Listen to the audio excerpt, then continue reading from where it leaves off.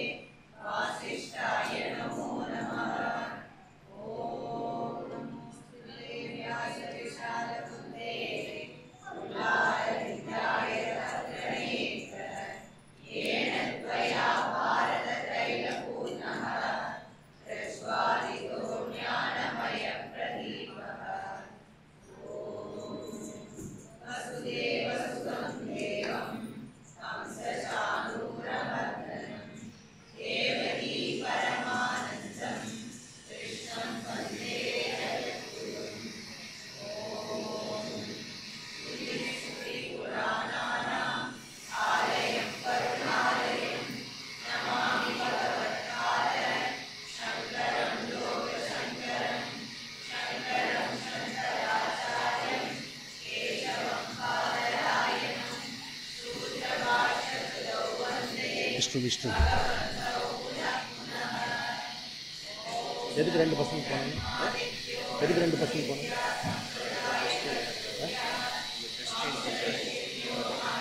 போகக்கூடாது.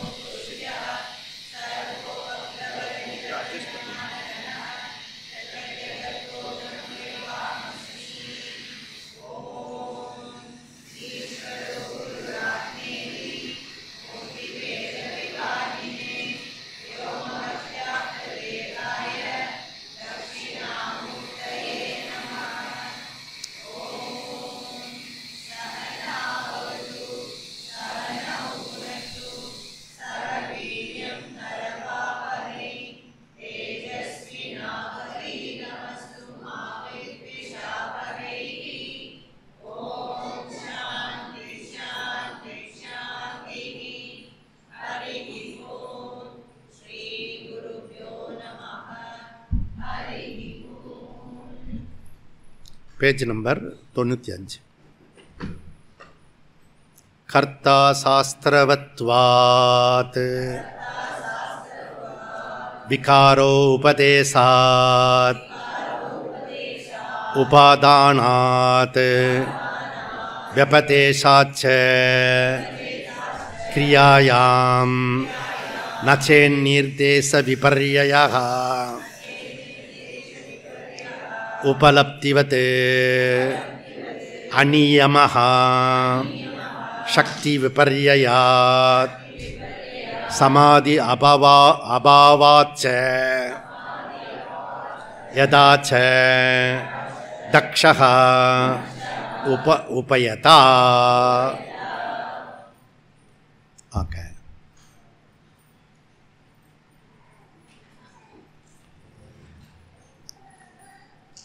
இப்போ 10லேருந்து 13 அதிகரணம் ஜீவா பற்றின அறிமுகம்.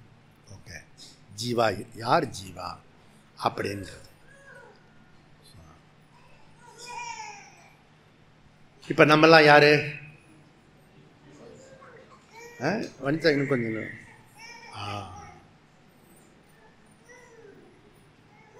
நம்மலாம் யார்? சுகன்யாவா? Human being. நம்மெல்லாம் யாரு? அவன் என்ன சொன்னா அப்படின்னா மனிதர்கள். நம்மெல்லாம் யாரு? மனிதர்கள். அந்த மனிதர்களுக்கு டெக்னிக்கல் நேம் என்ன? ஜீவா. புரியுதா?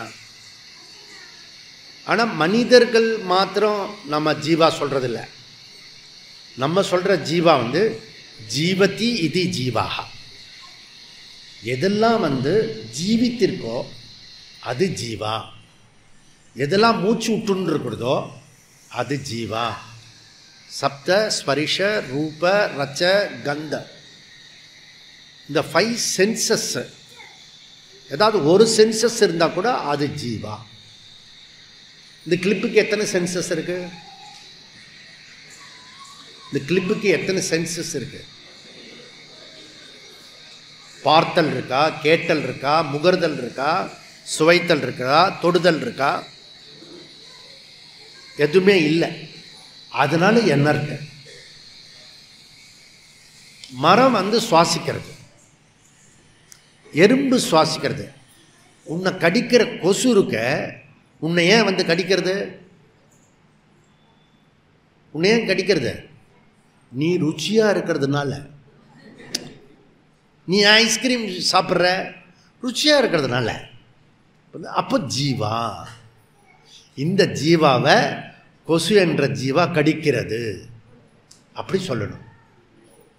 அப்போது அவர் சொன்ன மாதிரி, சிவராமன் சொன்ன மாதிரி, நாட் ஓன்லி ஹியூமன், செடி கொடி கொசு மஸ்கிட்டோ எவ்ரிதிங் ஜீவா. பிரேயர் தான் இது. ஜீவாவோட எக்ஸ்பான்ஷன், டோட்டல் ஜீவா இருக்கிறது. அதில் சாஸ்திரம் எவ்வளோ ஜீவா சொல்லிருக்கு, எத்தனை வகையான ஜீவா இருக்கு? 84 லட்சம் டிவிஷன்ஸ் இருக்கு. இந்த 84 லட்சத்தை ஸ்தூலமாக காட்டுறதுக்காக உஜ்ஜயினில் 84 லிங்கம் வச்சுருக்காங்க. இந்த புஷ்கரணியில் 84 லிங்கம் இருக்கும். இதெல்லாம் அடையாளம் காட்டுறதுக்காக. அதில் 84 லட்சம் டைப்பில் ஒரு டைப்பு தான் கொசு. ரஷ்யாவில் இருக்கிற கொசு இருக்கு இல்லையா, அது 6 மாதம் கொசு இருக்காது. ஏன்னா -டிகிரியில் போயிடும். இப்போ கொஞ்சம் ப்ளசண்ட்டாக இருக்கும். ப்ளசண்ட்னா 8 டிகிரி. இப்போ 8 டிகிரியில் உனக்கு வண்டு மாதிரி கொசு இருக்கும். இவ்வளோ சைஸுக்கு கொசு இருக்கும். நீ என்ன பண்ணணும், கொசு கடிக்கும்போது அந்த ரஷ்யன் கொசுவை நினச்சி ஆறுதல் பண்ணிக்கணும். இப்போ புரியுறதா? அப்போ நியூட்ரல் ஆகிடும், நார்மல் ஆகிடும். இது ஃபஸ்ட்டு கற்றுக்க வேண்டிய ஒரு விஷயம். நீங்கள் ஓகே. இப்போ இந்த விஷயத்தை ஜீவா எவ்வளோ இருக்கான்னா இன்ஃபினிட் ஜீவா. இன்ஃபினிட் ஜீவா. ஏன் அப்படின்னா, நம்ம ஒரு 100 ஜீவா வந்திருக்கோம். இப்போ காஷிக்கும் அயோத்திக்கும் சப்தபுரியிலே நம்ம இந்த கிளாஸ் கேட்கறதுனால நம்ம அடுத்த ஜென்மம் கிடைக்காது. அப்போது ஜீவா குறைஞ்சி போயிடும், 100 ஜீவா குறைஞ்சிடும். இப்படி ஆச்சாரியர்கள் நிறைய பேர் எடுத்து ஜீவா காலி ஆயிடுச்சுன்னா அப்புறம் கடவுள் எந்த ஜீவா வச்சு சிருஷ்டி பண்ணுவார்? புரியுதில்ல? அப்போது அவருக்கு அன்எம்ப்ளாய்மெண்ட் ஆயிடுவார் ஈஸ்வரனை. அதனால் அவருக்கு அன்எம்ப்ளாய்மெண்ட்டு விஷயமே வராது. இன்ஃபினிட் ஜீவா வரும். புரியுதுதான்? ஓகே. சும்மா ஒரு திருப்பதி லட்டை, திருப்பதியில் இங்கே வாங்கின பிரசாத்தை வச்சோம், பார்த்தா ஒரு 200-300 எறும்பு அந்த இடத்துல. திருப்பி வெளியில் கொண்டு போயிட்டு சொன்னால் மாயமாக மறைஞ்சிடுது. புரியுதா? ஸோ அதுக்கு தெரியுது, ஸ்வீட் இருக்குது, ஆப்ஜெக்ட் இருக்குது, விஷயம் இருக்குது. இந்த விஷய சுகத்தை நுகர்வதற்காக எறும்பு இருக்குது. இப்போ எறும்பு மாதிரி இவ போயிட்டாங்க. அந்த பொண்ணு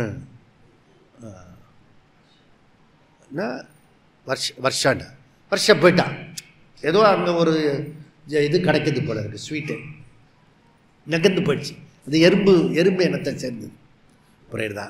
அப்போ மனுஷ ரூபத்திலேயும் கூட இங்கே எறும்பு கொசு எல்லாம் இருக்கும். புரியுதா? நம்ம மனுஷன் மாதிரி பிஹேவியர் பண்ணணும். கிளாஸ் நடக்கும்போது எழுந்திரிச்சு போகக்கூடாது. புரியுதா?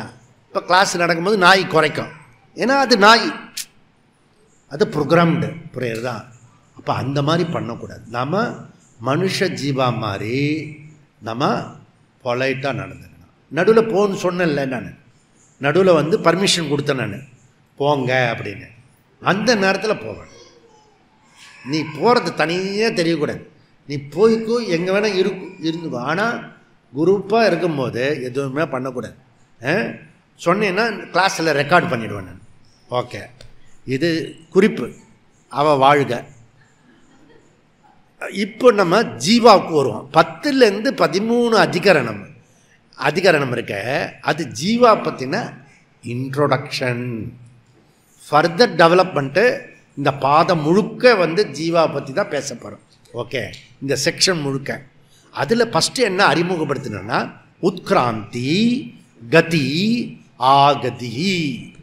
ஓகே, இந்த ஜீவா உடம்பை விட்டுட்டு வெளியேறுகிறான், திருப்பி இன்னொரு சரீரத்தை எடுக்கிறான், இன் பிட்வீன் டயத்தில் பயணிக்கிறான். ஏன்னா இங்கேருந்து கிளம்புனா இன்னொரு சரீரம் கிடைக்கணும், அது வரைக்கும் ட்ராவல் இருந்துகிட்டே இருக்கணும். உத்கிராந்தி. ஓகே, அப்போ ட்ராவலர் ஜீவா. சாதாரணமாக பொதுவாக மெஜாரிட்டி ஜனங்கள் எப்படிப்பட்டவங்க? ட்ராவலர் ஜீவா. புரியுறதா? பயணிக்கிறவன் ஜீவா. இங்கேயே ஏன் அந்த பொண்ணு எழுந்திரிச்சு போனா? பயணிக்கிற ஜீவா. புரியுதா? இங்கேயே நம்ம பயணம் பண்ணிட்டு இருப்போம். மத்தியானம் போகிறோம். புரியுதா? அங்கே இப்படி எங்கேயாவது போயிடக்கூடாது. புரியுதா? ஜாக்கிரதையாக இருக்கணும். அப்போ இந்த இதில் வந்து அதனால தான் நமக்கு என்னென்னா மறுபிறவியில் நம்பிக்கை இருக்கிறது சனாதன தர்மத்தில். ஓகே, மறுபிறவி இருக்கிறது. இப்போ நீங்களாம் ஏன் இங்கே வந்து உட்காந்துருக்கீங்க அப்படின்னா, எத்தனையோ ஜன்மாந்திரமாக அழகு குத்திட்டு காவடி தூக்கிட்டு ஊராக பாத யாத்திரைலாம் பண்ணி பல ஜன்மாந்திரமாக பண்ணியிருப்பீங்க போன ஜென்மத்தெல்லாம். அதனால் இங்கே வேதாந்த விஷயம் வந்து காதில் உணர்து. அந்த போகிறான்ல யாத்திரை, இந்த சிராவண, அவனை 10 பேர் பிடிச்சிட்டு வந்து இங்கே உட்கார வைய முடியாது. புரியுறதில்ல?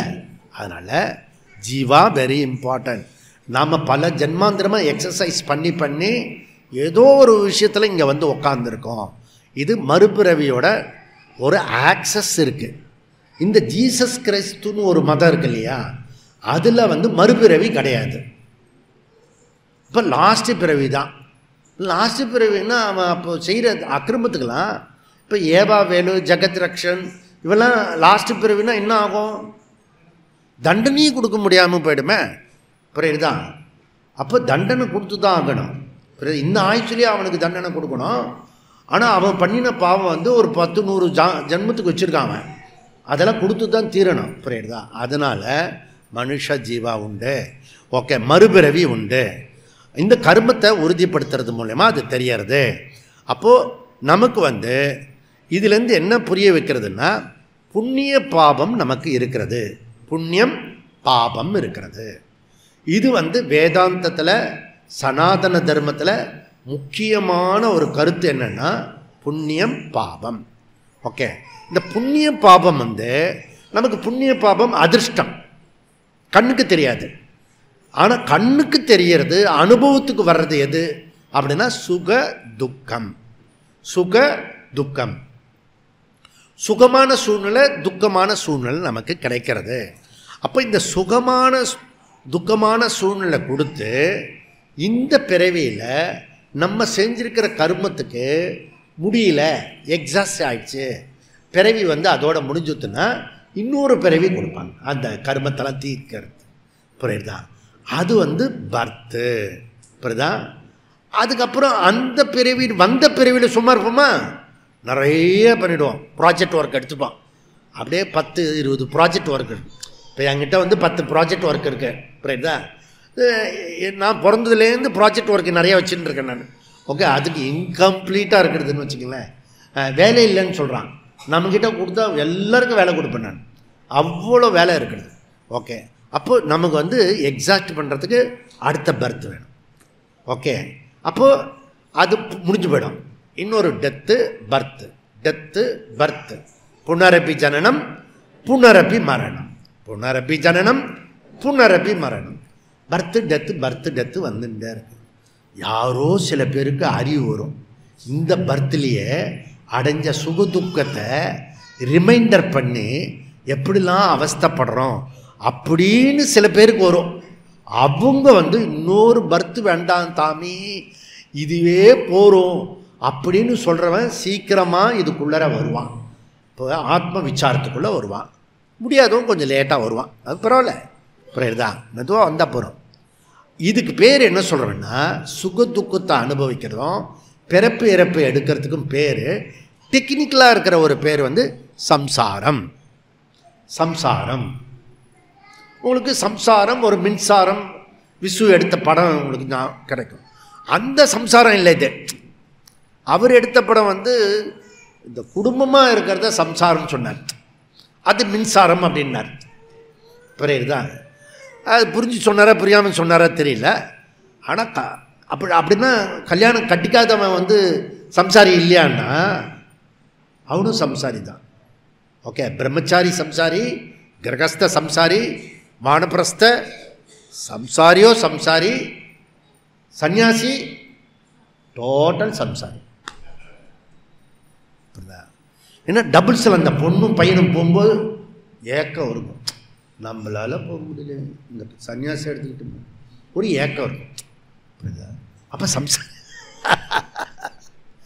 அப்போ 4 ஆசிரமக்காரங்களுக்கும் சம்சாரம் காமன், புரியுதா?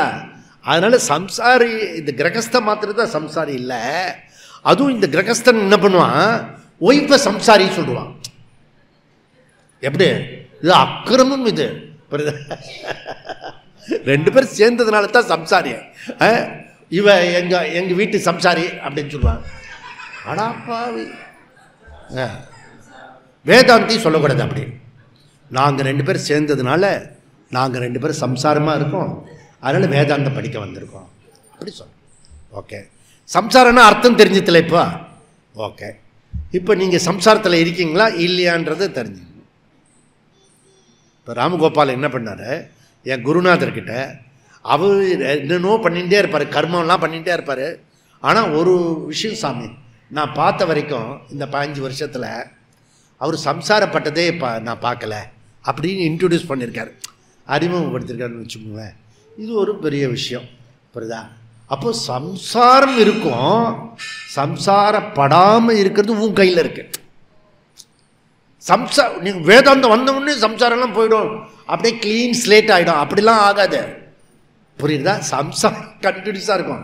ஏன்னா அது உபாதியோட சம்பந்தப்பட்டது, சரீர சம்பந்தம். அதில் பாதிக்காமல் இருக்கிறதுக்கான டெக்னிக் வேதாந்தத்தில் கிடைக்கும், புரியுதா? இது ஒரு விஷயம். இப்போ நம்பர் 1 ட்ராவலர் ஜீவா அறிமுகப்படுத்தி, அப்போ சரீரம் டு இந்த சரீரம் நமக்கு என்ன, இந்த ட்ராவலர் ஜீவா சொல்கிறதுலேருந்து நமக்கு என்ன ஒரு அறிவு கொடுக்குறதுன்னா, சாஸ்திரம் பிரம்மசூத்திரம் சூத்திரக்காரர் என்ன கொடுக்குறாருன்னா, நீ சரீரம் இல்லை, இந்த சரீரம் டெம்பரவரியாக இருக்கிறது. இங்கேயே பைக்கு மாற்றினவன் நிறைய பேர் இருக்கான், புரியுதா? காரு மாற்றினவன் நிறைய பேர் இருக்கான். அப்போ ஒரு காரை விற்றுட்டு இன்னொரு காரை வாங்கும்போது எப்படி இருக்க, சந்தோஷமாக இருக்க. வாசாம்சி ஜீர்ணானி, புரியுதா? அதுபோல் ஒரு சரீரம் விட்டு இன்னொரு சரீரம் போகும். அப்போ இது ஃப்ரீவில் இருக்குது நமக்கு. இதே சரீரம் முழுக்க அடுத்த ஜென்மம் வந்துட்டுன்னா என்ன ஆகும், ஐய மூட்டு வலிலாம் கண்டினியூ ஆகும். பேக் பெயின், சர்விக்கல் பெயின்லாம் இருக்குல்ல, நம்ம நெக்ஸ்ட் ஜென்மாவும் அதில் கொண்டு போயிட்டோம்னா அந்த சரீரத்தில் இப்படிலாம் இருக்காது. அது ஃப்ரெஷ்ஷாக ஒரு புது ஜீவன் வரும், இப்போதான் புது உடம்பு வரும். அதில் மனசு மாத்திரம் அது உள்ளார போகும், புரியுதா? இதில் என்னெல்லாம் இந்த சரீரத்தில் வச்சு கஷ்டப்பட்டோமோ அந்த புது சரீரத்தில், ஃப்ரெஷ்ஷாக இருக்கிற சரீரத்தில் வச்சுக்கிட்டு கஷ்டப்படும், அவ்வளோதான், புரியுதா? அது புதுசாக கிடைக்கும். இது ட்ராவலர் ஜீவா. இப்போ ஜீவா பர்மனெண்ட்டு, சரீரம் நாட் பர்மனெண்ட், டெம்பரவரி.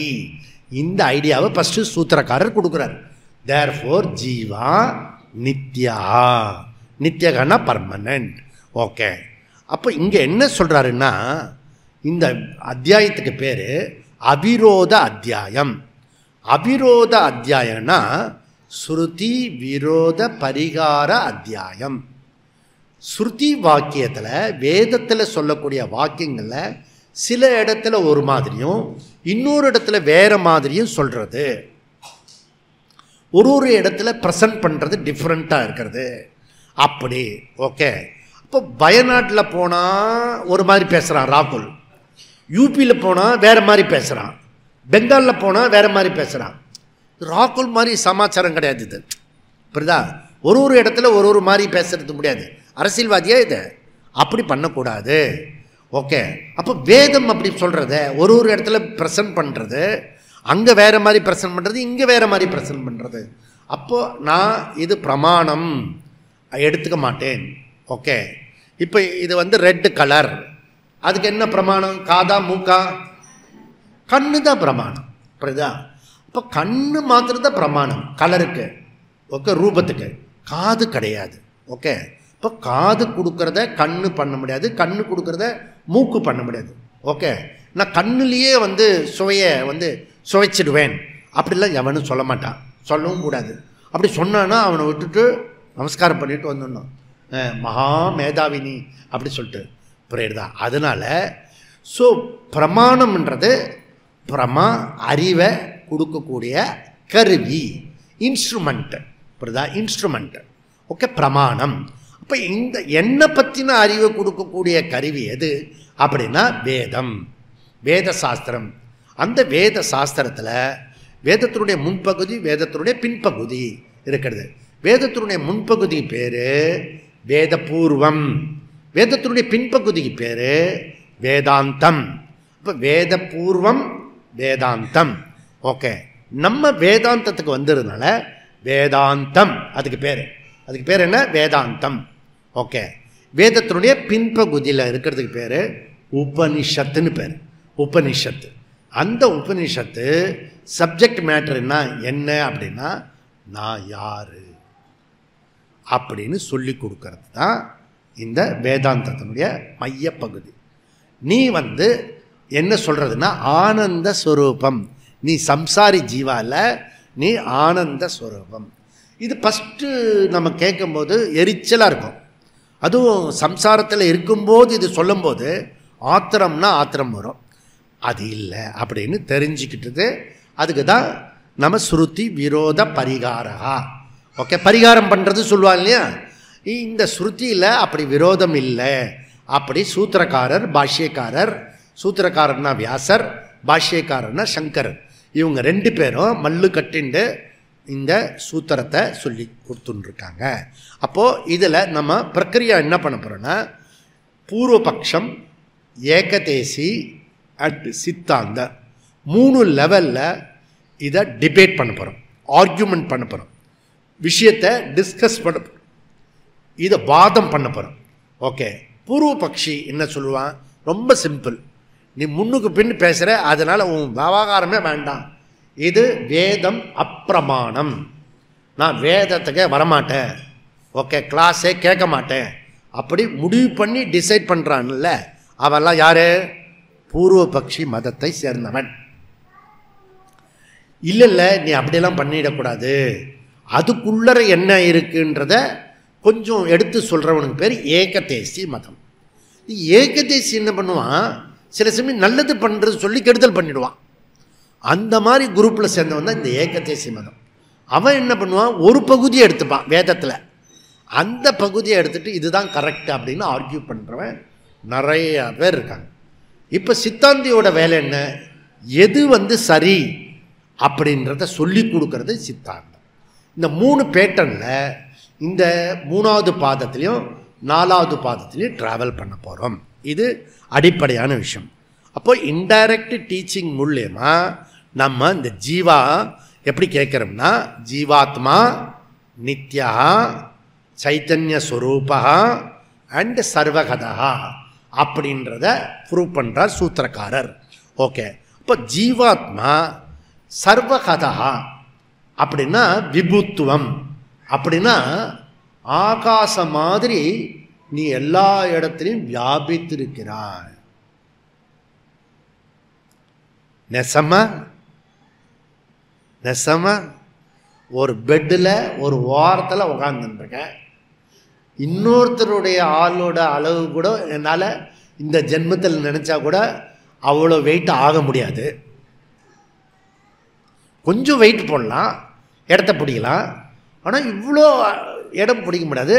ஆனால் டோட்டல் நான் தான், விபுத்துவம் சர்வகதகா அப்படின்னு சொல்கிறது அண்ட புழுகு ஆகாச புழுகு மாதிரி தோணும். அதெல்லாம் இல்லைன்னு ப்ரூவ் பண்ணுறார் வியாசாச்சாரியார். அப்போ என்ன சொல்கிறாருன்னா, ஜீவாத்மா அணுத்துவம், ஜீவாத்மா அது விபுத்துவம், ரெண்டு விதமாகவும் இந்த உபநிஷத்தில் சொல்கிறது. ஜீவாத்மா சின்னதுன்னு சொல்கிறது, ஜீவாத்மா டோட்டல் சொல்கிறது. சின்னதாகவும் சொல்கிறது, பெருசாகவும் சொல்கிறது. அதுபோல் பரமாத்மா இருக்கார், அவர் பெருசு, நம்மளால் ஒத்துக்க முடியும், எல்லாராலையும் ஒத்துக்க முடியும். பரமாத்மா எங்கே இருக்கிறார்னா எல்லாமாக இருக்கிறார், அனைத்துமாகவும் இருக்கிறார் அப்படின்னு சொல்ல முடியும். அதே பரமாத்மா அணுத்துவம், சின்னதாகவும் இருக்கிறார். இப்படி உபநிஷத் சொன்னால் எவன் ஒத்துப்பான்? அவன் ஒத்துக்காதவன் பேர் பூர்வபக்ஷின் பேர். இல்லை அதை கொஞ்சம் டிசைன் பண்ணி ஒத்துக்க சொல்கிறவன் ஏகதேசிமனம், அதை கரெக்ட் பண்ணி சொல்கிறவன் சித்தாந்தி. இப்போ சித்தாந்தி என்ன சொல்கிறான்னா, அணுத்துவம் சொல்கிறதுனுடைய விஷயம் ஜீவாத்மா அணுத்துவம் சொன்னால் அது மெச்சூரிட்டிக்காக, உன்னை பக்குவப்படுத்துறதுக்காக, நீ ஸ்மால்னஸ் அப்படின்றத காட்டுறது, நீ நிறைய ட்ரை பண்ணி உன்னை டெவலப் பண்ணிக்கணும் அப்படி சொல்கிறதுக்காக இந்த விஷயம் சொல்கிறோம். பரமாத்மா அணுத்துவம் சொல்கிறது எதுக்கு அப்படின்னா, இப்போ மூர்த்தி சின்னதாக வச்சுக்கிறோம், அங்கே பாருங்கள் பிள்ளையார் குட்டியாக வச்சுருக்கோம், அவங்க 2 பேர் சைஸ் கூட வச்சுக்கல, இன்னும் கொஞ்சம் குட்டியாக வச்சுருக்கோம் பிள்ளையார். ஏன்? 2 பேருக்கு நடுவில் வச்சுக்கிட்டா சௌரியமாக இருக்கும்ன்றதுக்காக. பூஜார்த்தம், தியானார்த்தம், உபாசனார்த்தம், புரியுதா? அது விஸ்வரூபமாக இருந்துன்னு வச்சுக்கோ, அர்ஜுனனுக்கே முடியாதப்போ நமக்கு எப்படி முடியும்? மொத்தமாக எப்படி பார்க்க முடியும்? அதனால் பூஜை பண்ணுறதுக்கு, தியானம் பண்ணுறதுக்கு, ஸ்லோகம் சொல்கிறதுக்கு அணுத்துவம் பரமாத்மா சொல்லப்படுறது, புரியுதா? கையில் கொண்டு வரத்துக்கு, புரியுதா? இல்லை ட்ரெயினில் கொண்டு வரத்துக்கு. ஓகே, ட்ரெயினில் அதுவே விஸ்வரூபமாக இருந்தால் அது எந்த ட்ரெயினில் கொண்டு வர முடியும்? புரியுதா? அது தனி பேக்கெல்லாம் பண்ண முடியாது. அதனால் அணுத்துவம் சொல்கிறதுனுடைய பர்பஸு பூஜார்த்தம், ஓகே, பூஜைக்காக அப்படி சொல்கிறது.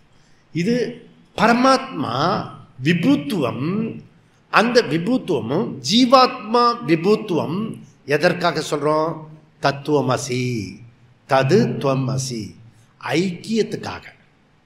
ஜீவாத்மா வேற, பரமாத்மா வேற இல்லை அப்படின்றதுக்காக அந்த விஷயம் சொல்லப்பட்டது. அப்போது இது ஒரு பர்பஸ் இருக்குது.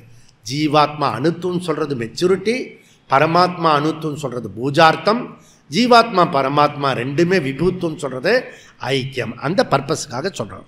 சரி, இது வரைக்கும் சொன்ன அதிகரணம் 10லேருந்து 13. ஓகே, அப்போ பூர்வபக்ஷி மதம், ஏகதேசி மதம், அதுக்கப்புறம் இதெல்லாம் பார்த்துட்டோம். இப்போ 14வது அதிகரணத்தில் நம்ம என்ன எடுத்துக்கிறோம்னா, சாங்கியர்களுடைய ஆத்ம தத்துவத்தை எப்படி சொல்கிறாங்க, ஜீவாவை பற்றி எப்படி சொல்கிறாங்க. சாங்கியர்கள் ஒரு குரூப்பு, வேதத்தை ஆதரிக்கிற குரூப்பு. அவங்க என்ன சொல்கிறாங்கன்னா, சாங்கியர்கள் இந்த ஜீவா போக்தா ந கர்த்தா. போக்தானா அனுபவிக்கிறவன், எக்ஸ்பீரியன்சர், ஆனால் கர்த்தா கிடையாது. நம்ம இப்படி சாங்கியன் மாதிரி தான் எதிர்பார்ப்போம். வேலை செய்யாமே கவர் வாங்கலாமான்னு பார்ப்போம். அவன்லாம் யார்? சாங்கியர்கள், புரியுதா? வேலை செய்யாமே சுகமாக இருக்கலான்னு பார்க்குறான் பாரு, அவன்லாம் யாருன்னா சாங்கிய மதத்தை தெரியாது, ஆனால் சாங்கியர்கள் அவங்களுக்கு பேர். சாங்கிய புத்தி உள்ளவர்கள். ஓகே, ஊதியம் மாத்திரம் வரணும், உழைப்பு இருக்காது. உழைப்போட ஊதியம் சேர்த்து வந்தேன்னா அத்வைதி, புரியுறதா? வேதாந்தி. நீ உழைப்பு இல்லாமல் ஊதியம் மாத்திரம் கேட்டேன்னா சாங்கிய மதத்தை சேர்ந்தவன் அப்படின்றாரு. புரியுதா? அப்படி ஓகே, இது என்னுடைய இன்டர்பிரிட்டேஷன். அப்போ 14-15 அதிகரணத்தில் இந்த ஜீவாவை பற்றி ஒருத்தன் சாங்கியம் போக்தான்ட்டான், ஆனால் கர்த்தா கிடையாதுன்ட்டான். இவன் வைசேஷிகன் என்ன சொல்கிறான், நையாயிக்கா நியாயா இவெல்லாம் என்ன சொல்கிறான்னா, இல்லை கர்த்தృత్వం தான் அது பர்மனண்ட்டு அப்படின்னு அவன் நையாயிக்கா நியாயசாஸ்திரம் சொல்கிறான். இப்போ என்ன சொல்கிறாரு, 40வது சூத்திரத்தில் நம்ம ஏற்கனவே பார்த்ததை தான் இப்போது இன்ட்ரடியூஸ் பண்ணின்னு இருக்கேன். ஆனாலும் புதுசாக கேட்குற மாதிரி இருக்கும், கேட்டவங்களுக்கும் புதுசு இருக்கும், புதுசாக இருக்கவங்களுக்கும் புதுசாக இருக்கும். ஏன்னா இந்த சப்ஜெக்ட் அப்படி புதுசாகவே இருக்கும் எப்பவுமே. ஓகே, சாங்கியனுக்கு விவகார திருஷ்டியில் ஜீவாத்மா போக்தா மட்டுமே, ஜீவாத்மா ந கர்த்தா. ஓகே, அப்போ வேதாந்த கருத்து என்ன சொல்கிறது, விவகாரிகத்தில் ஜீவாத்மா போக்திருத்துவம் ஏற்றுக்கொள்கிறோம், ஜீவாத்மா கர்த்திருத்துவம் நம்ம ஏற்றுக்கிறோம் அப்படின்றத நம்ம முடிச்சோம். நம்ம புரியுதா? அந்த மாதிரி இருக்கிறதுனால இந்த விஷயத்தை நம்ம எப்படி சொன்னோம் அப்படின்னா, இந்த ஒரு ஆள் போக்தாவாக இருந்து கர்த்தாவாக இல்லாமல் இருந்தால் அது யுக்திக்கு பொருந்தாது.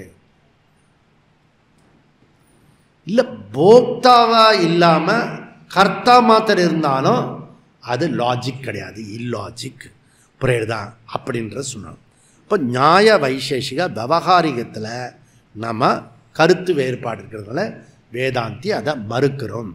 ஓகே, அப்போ நியாய வைசேஷிகா கர்த்திருத்துவம் நிரந்தரம், சுவாபாவிகம், இன்ட்ரன்சிக் நேச்சர் அப்படின்றான்.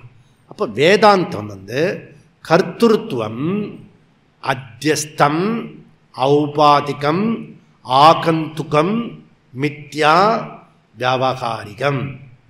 வியாவகாரிகம்னா டிரான்சாக்ஷன், எனி டிரான்சாக்ஷன் அது சம்சாரம், கர்த்திருத்துவம், போக்திருத்துவம். ஓகே, அப்போது இதுலேருந்து intrinsic nature and incidental nature, இது ரெண்டு விஷயம் புரியணும் உங்களுக்கு. புரியுதா? இப்போ அக்னேகே ஔஷிண்யவத், அக்னேகே ஔஷிண்யவத் அப்படின்னா என்ன அர்த்தம்? அக்னி எப்பொழுதும் எல்லா காலத்திலையும் சுடும். அண்டார்டிகா போனால் கூட அக்னி எப்படி இருக்கும்? சுடுமா சுடாதா? சுடாது, ஏன்னா ஜில்லுன்னு இருக்கு.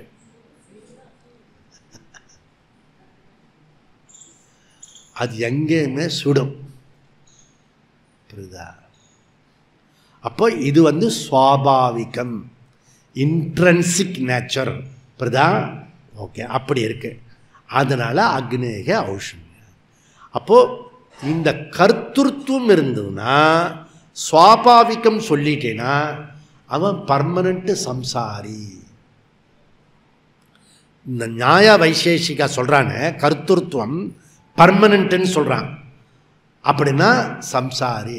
நமக்கும் அவன் கட்சியில் சேர்ந்துடணும் போல தோணும். ஏன்னா நான் பிறந்ததுலேருந்து சுகத்தை அனுபவிக்கவே இல்லை, சம்சாரியாக தான் இருக்கேன் நான், அவன் சொல்கிறது கரெக்டாக தான் இருக்குது அப்படின்னு தோணும். புரியுதா? ஆனால் அப்படி கிடையாது. புரியுதா? நீ நடுவில் தூங்குற பாரு, அப்போ சம்சாரமே கிடையாது உனக்கு. நடுவில் ஏன் தூங்க போகிற நீ? அல்லது கிளாஸில் ஏன் தூங்குற? கிளாஸில் ஏன் தூக்கம் வருது? ஆனந்தமாக இருக்கிறதுக்காக. இப்போ புரியுதா? ஒன்று இந்த ஆனந்தம் வரலைன்னா அந்த ஆனந்தத்துக்கு போயிடணும், ஏதோ ஒரு ஆனந்தத்தில் இருக்கணும். புரியுதா? அப்போ இது ரொம்ப இம்பார்ட்டண்ட் விஷயம்.